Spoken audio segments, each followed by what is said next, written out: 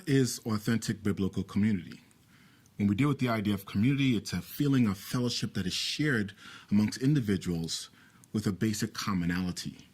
So when we're dealing with biblical community, that commonality is our love for Jesus Christ, as well as the desire to fulfill the mission of Jesus as well.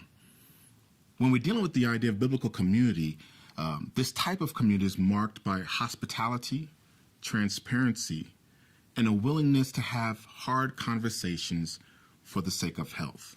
And so the foundation of what we would call community would be fellowship. And when we deal with the idea of fellowship, it really means to partner with or to mutually share oneself with another. There's an exchange, who I am with who you are.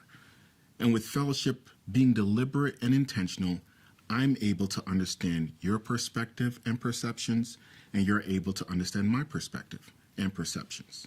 With this also, it brings the idea of what we would call community, or having a common unity with Jesus Christ, once again, being that focus. Within this, we see in John chapter 17, verse 20 and 21, Jesus praying to his Father in regards to his disciples. He spells out this idea of unity.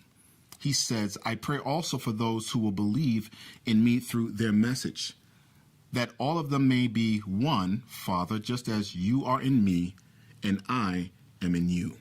That idea of sharing and understanding who we are, bringing forth an understanding of unity. In the early church, we see this played out. In Acts chapter 2, verse 42, it says, they were continually devoting themselves to the apostles' teaching and to fellowship, the breaking of bread, and to prayer.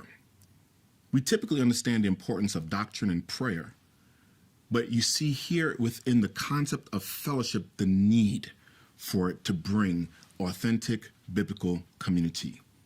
When we look at the three marks of what we would call biblical community, hospitality is the first one that we'll be discussing. In hospitality, we are learning how to develop a culture of belonging, which then brings us to the next step of transparency. With transparency, we're looking at what is honest and what also will bring harmony.